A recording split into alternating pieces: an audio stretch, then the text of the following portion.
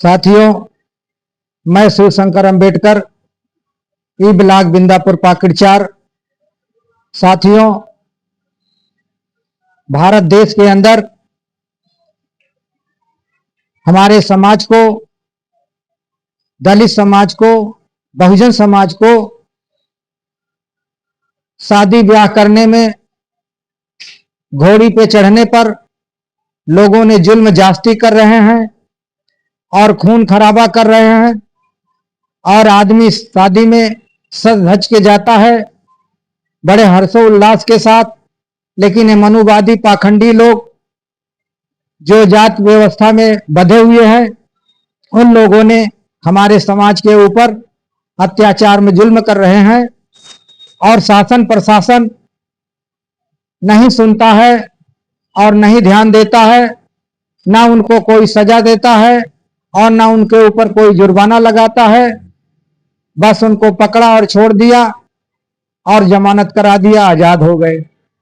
तो साथियों, ये कब तक चलता रहेगा?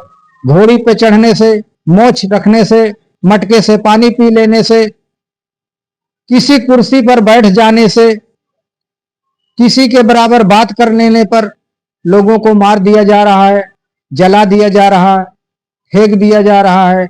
और यहां तक कि उनको पुलिस प्रशासन की नजरों में भी जो चीज आ जाती है उसको भी जला और फूंक दिया जाता है।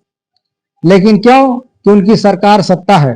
तो साथियों, मैं आप लोगों को बता देना चाहता हूं कि नेता तो बहुत आए साथियों, लेकिन बाबा साहब और मानवर कांशीराम जैसा कोई नहीं हुआ। लेकिन साथियों, पूरे देश में, पूरे भारत में, पूरे बहुजन समाज में जो बुद्धिजीवी लोग हैं, जो पढ़े लिखे लोग हैं, जो सत्य और असत्य को जानते हैं, सबको पता है कि एक नाम है चंद्रशेखर आजाद भाई, जिन्होंने पूरे भारत के अंदर दलित समाज, पीड़ित समाज, शोषित समाज, वंचित समाज और किसी भी समाज का हो, कमजोर जो लाचार है, बेसहारा है, सबका सहारा चंद्रशेखर आजाद भाई बनता है और उनके दुख दर्द में खड़ा रहता है।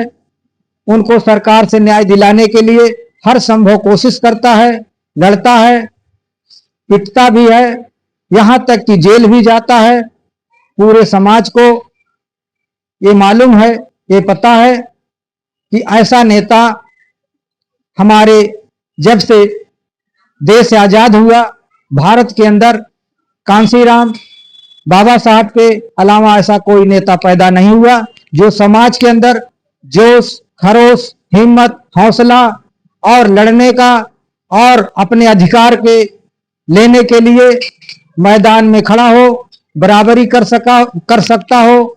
और उसके अंदर ऐसी शक्ति और ताकत चंद्रशेखर आजाद ने भर दिया है।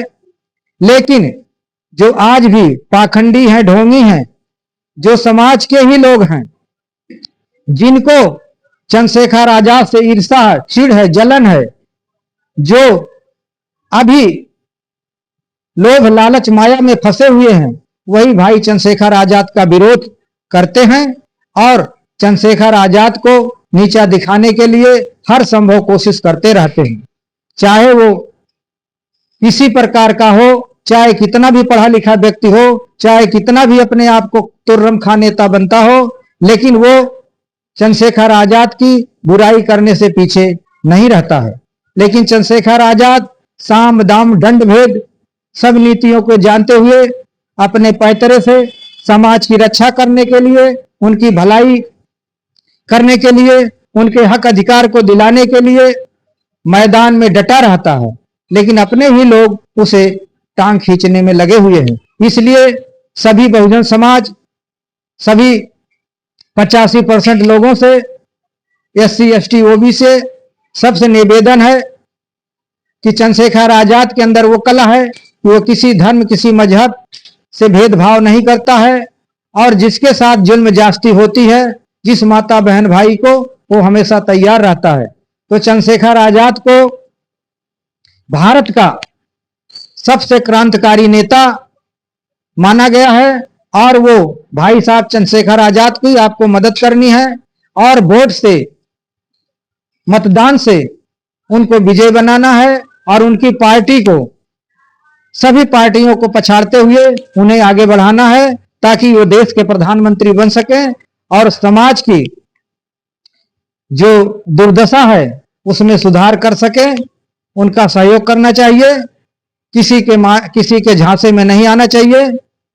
चंद्रशेखर आजाद को ये समाज ने कांशीराम के रूप में देखा है, बाबा साहब अंबेडकर रूप में देखता है और यहां तक कि मानवर कांशीराम साहब की आत्मा, कांशीराम की आत्मा जो है मानवर साहब की, वो चंद्रशेखर के अंदर विराजमान हो गई है और इसलिए उसका हौसला बहुत तेजी के साथ, रफ्तार के साथ 100 किलोमीटर की रफ्तार से चल रहा है।